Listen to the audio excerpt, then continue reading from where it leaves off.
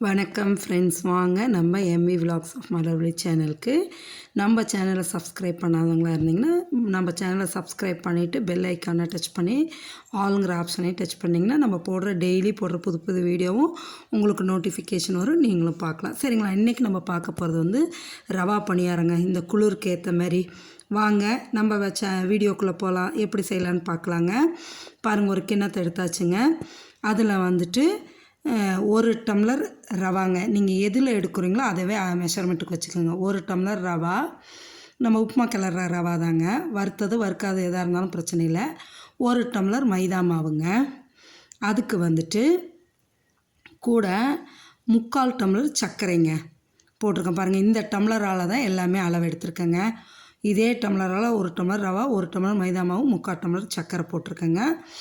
ஒரு அரிசி மாவு ஒரு 2 ஸ்பூன் ஃபுல்லாக போட்டுக்குங்க. அதோடு பார்த்திங்கன்னா பேக்கிங் பவுடர் ஒரு 1/2 ஸ்பூன் போட்டுக்குங்க. ஏலக்காய் தூள் கொஞ்சம் ஒரு 1/2 ஸ்பூன் போட்டுக்குங்க.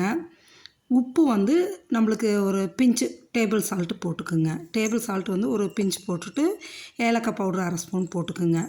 சரிங்களா?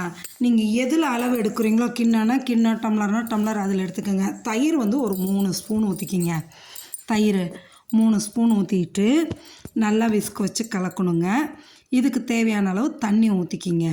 ஒரு டம்ளர் தண்ணியை ஊற்றிட்டு கலக்கணும்னா நல்லா எந்த பார்த்து கலக்கணும்னா தோசை மாவு பார்த்து கலக்கிக்கிங்க. ஏன்னா ரவை நல்லா ஊறி வரணும். அதுக்காக 1 டம்ளர் 1.5 டம்ளர் உங்களுக்கு கலக்கும்போது தெரியும். அந்த ரவாவை கலந்து இந்தமாரி தோசை மாவு கன்சிஸ்டன்சிக்கு இருக்கணுங்க.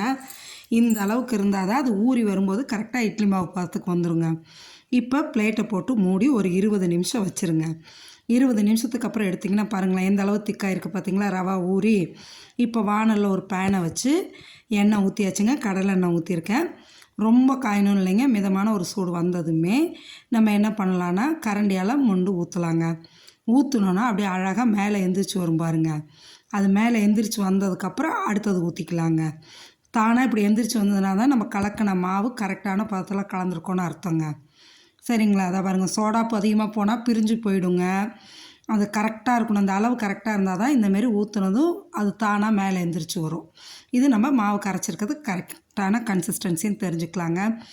இந்தமாரி ஊற்றி ஒரு 4-5 ஊற்றிக்கலாங்க. ஊற்றி ஒரு பக்கம் விட்டு ஒரு 2 நிமிஷம் விட்டு திருப்பி விடுங்க. அப்படியே புசு புசுன்னு மேலே நல்லா கிறிஸ்பியாகவும் உள்ளே நல்லா சாஃப்டாகவும் ரெடி ஆகிடுச்சுங்க நம்மளுக்கு ரவா பணியாரம். பாருங்களேன், அப்படியே எந்த அளவு அழகாக இருக்குது பாருங்கள். சாப்பிடவும் அவ்வளோ டேஸ்ட்டாக இருக்குங்க. இதில் ஒன்று என்னென்னா, எங்களுக்கு சக்கரை அளவு இது போதுன்னு நான் 3/4 டம்ளர் போட்டிருக்கோம். உங்களுக்கு இனிப்பு வேணும்னா நீங்கள் 1 டம்ளராக கூட போட்டுக்கலாங்க. இந்த மழைக்கு இந்த குளிருக்கு இந்தமாரி சுட சுட செஞ்சு சாப்பிட்டோம்னா அவ்வளோ டேஸ்ட்டாக இருக்குங்க. மறக்காமல் நீங்களும் இதேமாரி செஞ்சு சாப்பிட்டு பாருங்கள். அதிகபட்சம் ஒரு அரை மணி நேரத்தில் ஸ்வீட் ரெடிங்க. இந்தமாரி செஞ்சு சாப்பிட்டு பார்த்துட்டு எப்படி இருக்குன்னு எனக்கு கமெண்ட் செக்ஷனில் கமெண்ட் பண்ணுங்கள். மறக்காமல் உங்கள் ஃப்ரெண்ட்ஸ் அண்ட் ரிலேட்டிவ்ஸ்க்கு ஷேர் பண்ணி விடுங்க. நம்ம சேனலுக்கு புதுசாக இருந்தால் சப்ஸ்கிரைப் பண்ணிடுங்க, மறந்துடாதீங்க. இந்த ரவா பணியாரம் அவ்வளோ டேஸ்ட்டாக இருந்ததுங்க. நீங்களும் சாப்பிடுங்க. ஓகே, தேங்க்ஸ் ஃபார் வாட்சிங்.